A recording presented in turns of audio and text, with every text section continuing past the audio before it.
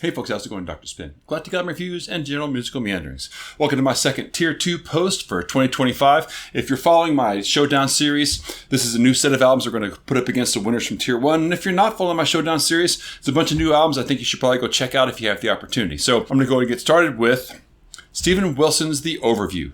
Steven Wilson is an artist that I've followed for years now, back since the days of Porcupine Tree, and he's a guy that just kind of gets me. Historically, he's considered a progressive rock musician, but has taken lots of twists and turns throughout his career, especially his solo career, and has explored pop and production experiments in recent years, all of which have been successful in different ways. His album, The Harmony Codex, was my album of the year before last. This particular album is one of the most progressive things that he's done, I think, in years. It's a 45-minute album with 2 songs on it, both extended play songs with multiple movements each. And its theme is sort of this idea about perspective, especially in regards to our place in the universe.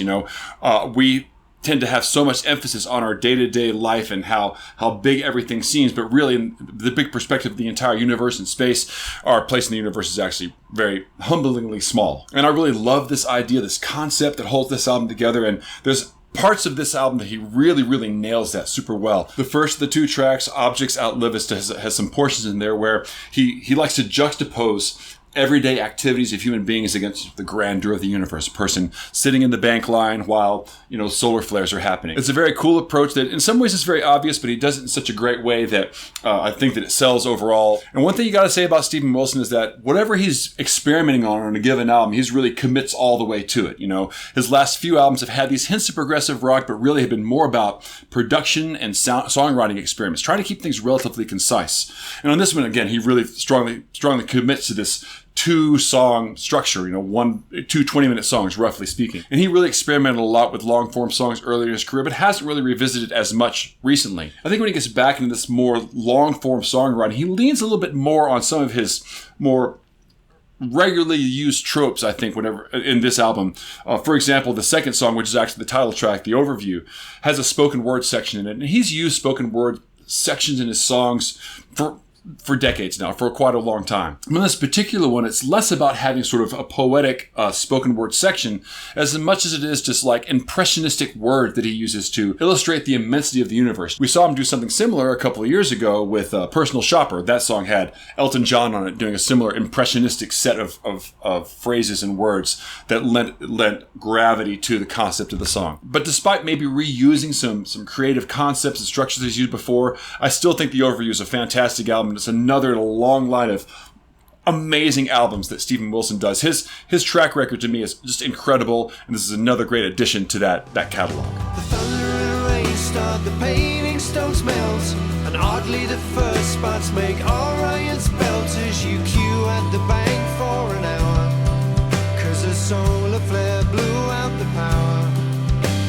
The nurse in the care now empties her bathtub. The water will spiral, a galaxy's vast hub is draining away as we speak, but she loses her job there next week.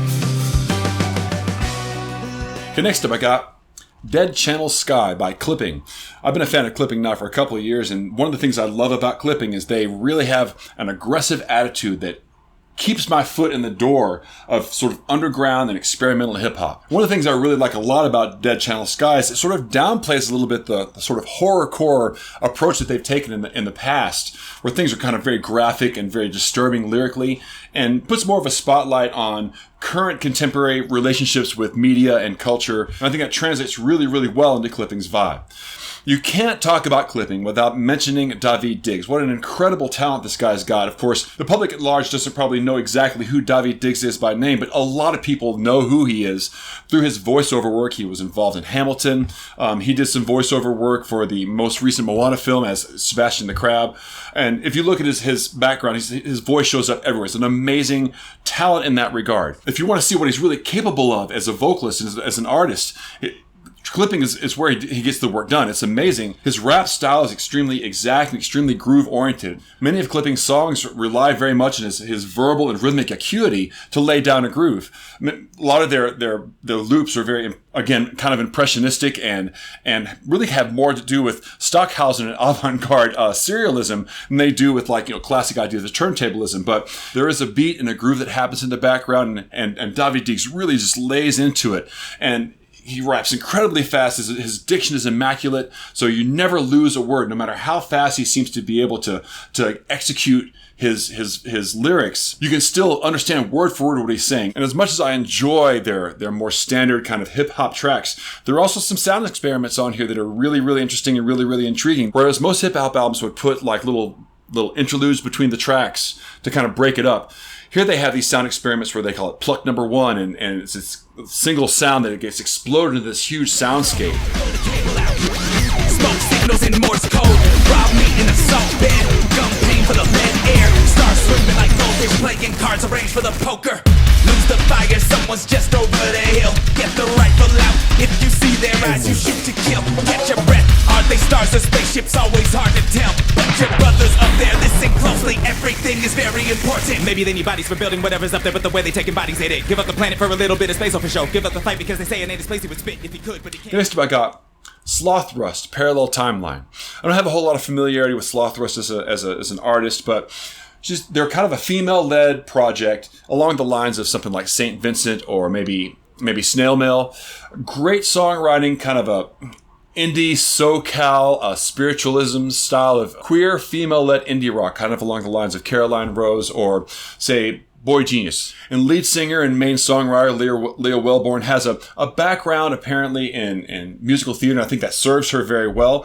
But along with that, she's actually a really, really good guitar player too. And she has several songs on this that are real standout guitar-centric tracks with leads that are very melodic and compelling. And one of the critiques I've seen leveled against this album is that in comparison to previous albums of theirs, this Slothrust Parallel Timeline is a little bit more lushly arranged and a little bit bigger in terms of its production. I think in the past they've been a little bit more stripped down in their approach. But I think the less production really serves them well, especially in their ballads. And I think the spots in this where she slows things down and really gets into the atmospheric potentials of that bigger production are some of the parts where this album shines, I think, the brightest. Your sense of color comes from out of space. I never could align them, but I don't mind our strange astrology.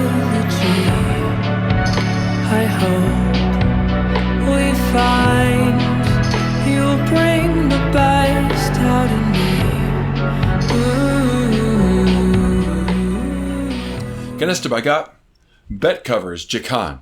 Betcover is a Japanese rock band, and I would probably best describe their sound as sort of noir, psychedelic art rock. Maybe the best way to describe them by example is like, what if Pink Floyd did soundtracks for Quentin Tarantino's movies? It's got that kind of dark vibe, but still definitely lush and deep and psychedelic. Now, a lot of times when you walk into a Japanese-led speaking album or any kind of album that's not non-English speaking, you're going to always have the language barrier to deal with. On this particular album, I really didn't feel the language barrier too much because I really think the vocals have a lot of expressiveness and distinctiveness that really sell overall, despite the fact, maybe I don't understand every single word of what they're saying. And I've heard some people even call them almost progressive rock adjacent.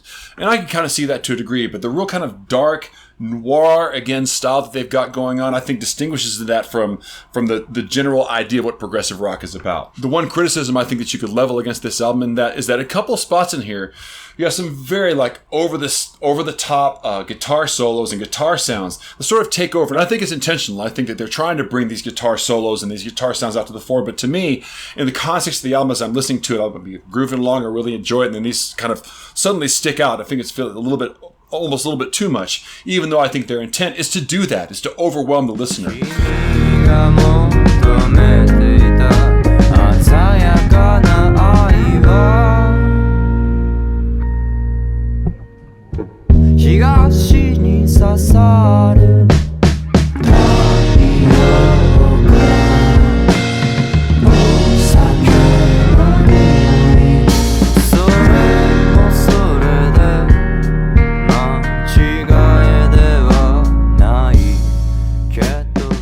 Next up I got the Bacao Rhythm and Steel Band Expansions.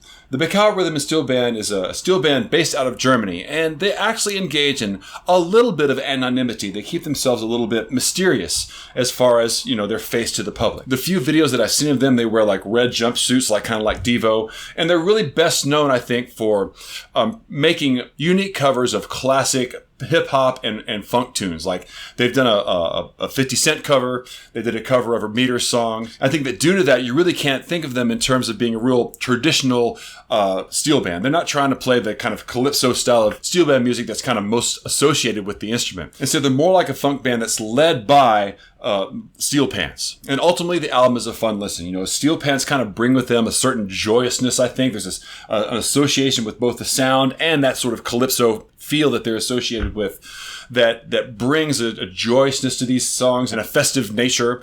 And so it's a lot of fun to listen to. I really suggest checking it out. I don't know that it's really super groundbreaking any other way besides finding new ways to reinterpret kind of pop songs. Now, there are some original songs on this one, several of them, and they still fit the vibe. So there's a sense that this album really does have coherency within it, even though there are some songs in here that are cover songs. They're kind of indistinguishable due to the arrangements that the band uses. And the arrangements are pretty ingenious.